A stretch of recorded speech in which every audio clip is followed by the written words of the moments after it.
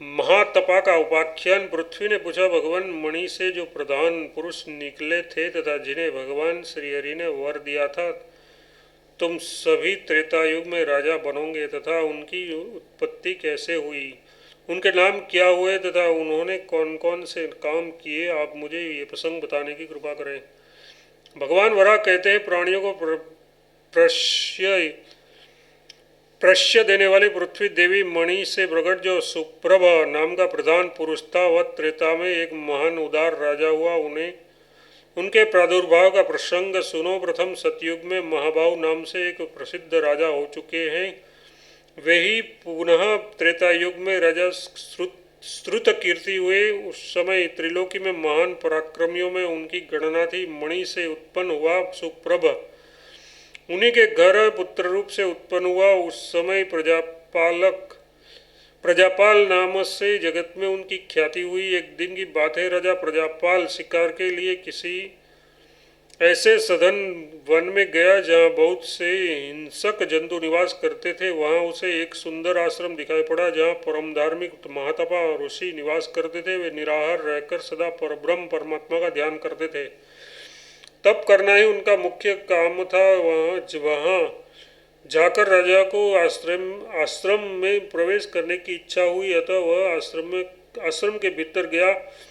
जंगली वृक्षों से उस आश्रम के भीतर मार्ग की बड़ी आकर्षक शोभा हो रही थी। सघन लताएं ग्रह के रूप में परिणित होकर ऐसी चमक रही थी मानो चंद्रमा चांदनी बिखेर रहा हो। वहाँ भ्रमरों को बिना प्रयास ही परितृप्ति प्राप्त होती थी। लाल कमल की पंखुड़ियों के समान कोमल नख वाली वरांगना वहाँ यत्र तत्र सुंदर राग आलाप रही थी, मानो इंद्र की अप्सराएं स्वर्गलोक छोड़कर पृथ्वी पर आ गई हो। वहीं पास में ही अनेक प्रकार के मत पक्षी आनंद में भरकर ची ची चू चू शब्द कर रहे थे तथा भौरे भी गुंज रहे थे। भांति भांति के प्रामाणिक मतलब आकार प्रकार वाले कदम्ब, नीप, अर्जुन और साखू नाम के वृक्ष शाखाओं तथा सामायिक सुंदर फलों से संपन्न होकर उस आश्रम की शोभा बढ़ाते थे। आश्रम के ऊपर बैठे हुए पक्षियों को मधुर ध्वनि से उनकी शोभा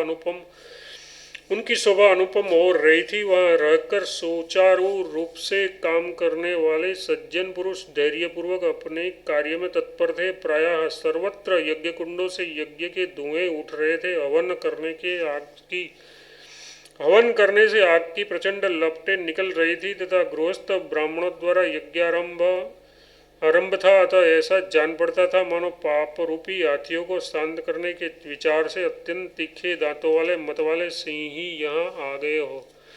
इस प्रकार सर्वत्र दृष्टि डालते हुए राजा प्रजापाल ने अनेक उपायों का आश्रय लेकर उस उत्तम आश्रम के भीतर प्रवेश किया। वहां चले जाने पर अपन सामने अत्यंत तेजस्वी मुनिवर महातपा दिखाई पड़े। उस समय पुण्यात्माओं एवं ब्रह्मवेताओं में शिरोमणि वे ऋषि कुशा के आसन पर बैठे थे। उनका तेज ऐसा था मानो अत्यंत सूर्यों ने एक रूप धारण कर लिया हो। महातपा का दर्शन पाकर प्रजापालक को मृग की बात ही भूल गई। महातपा का दर्शन पाकर प्रजापाल को मृग की बात ही भूल गई। ऋषि के सत्संग से उनके विचार शुद्ध हो गए थे। धर्म के प्रति उनकी दृढ़ एवं अद्भुत आस्था हो गई। ऐसे पवित्र अंतःकरण वाले राजा प्रजापाल को देखकर महातपा मुनि ने उनका आसन एवं पाद्य आदि से आतिथ्य सत्कार किया और उस नरेश ने भी मुनि को प्रणाम किया। वसुधे साथ ही मुनि से उसने यह पवित्र प्रश्न किया, भगवान दुख रूपी संसार सागर में डूबते हुए मनुष्यों के मन में यदि दुस्तर संसार के तरने मतलब विजय पाने की इच्छा हो तो उन्हें जो कार्य करना उचित हो वह आप मुझ शरणागत को बताने की कृपा करें।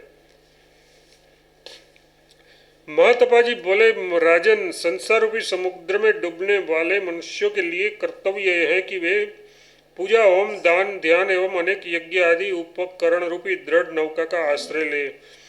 नाव बनाने में किलों की आवश्यकता होती है। ये उपयुक्त पूजा आदि जिनके मोक्ष मिलना निर्वादित है, किलों का काम देती है। देव सभा से बड़ी रस्सियों की आवश्यकता पूरी हो जाती है। देव समाज से बड़ी रस्सियों की आवश्यकता पूरी हो जाती है, अतः अब तुम प्राण आदि के सहयोग से त्रिलोकेश्वर रूपी नौका तैयार कर लो। भगवान नारायण ही त्रिलोकेश्वर है, उनकी कृपा से नरक में नहीं जाना पड़ता। राजन, जो बड़भागी जन उन देवेश्वर को भक्तिपूर्वक प्रणाम करते हैं उनकी चिंताएं शांत हो जाती है और वे उनके उस परम पद को पा लेते हैं जो कभी नष्ट नहीं होता। राजा प्रजापाल ने पूछा, भगवान आप संपूर्ण धर्मों को भलीभांति जानते हैं, मोक्ष की इच्छा करने वाले पुरुष को सनातन श्रीहरि की विभूतियों का किस प्रकार चिंतन करना चाहिए, इसे बताने की कृपा करें। मुनिवर महतपा ने कहा, राजन तुम बड़े विज्ञ पुरुष हो। संपूर्ण योगियों के स्वामी श्री विष्णु स्त्रियों एवं पुरुषों पर जिस प्रकार प्रसन्न होते हैं उसे सुनो। पितरों के सहित सभी देवता तथा ब्राह्मण के भीतर विचरने वाले ब्रह्मा प्रभूति ये सब के सब श्री विष्णु से ही उत्पन्न हुए हैं, ऐसी वेद की श्रुति प्रसिद्ध है। अग्नि, अश्विनी कुमार, गौरी, गजानन, शेषनाग, कार्तिकेय, आदित्यगण, दुर्गा सहित 14 मातृकाएं, 10 दिशाएं, कुबेर, वसु, यम, रुद्र, चंद्रमा और पितृगण, इन सब की उत्पत्ति में जगत प्रभु श्रीहरि की ही प्रधानता है। हिरण्यगर्भ श्रीहरि के श्री विग्रह में इनका स्थान बना रहता है और वहीं से निकलकर ये चारों और पृथक पृथक परिलक्षित होते हैं। ये पर अहमता मतलब मैं हूँ का अभिमान उनका साथ नहीं छोड़ता। अध्याय 70 से 18।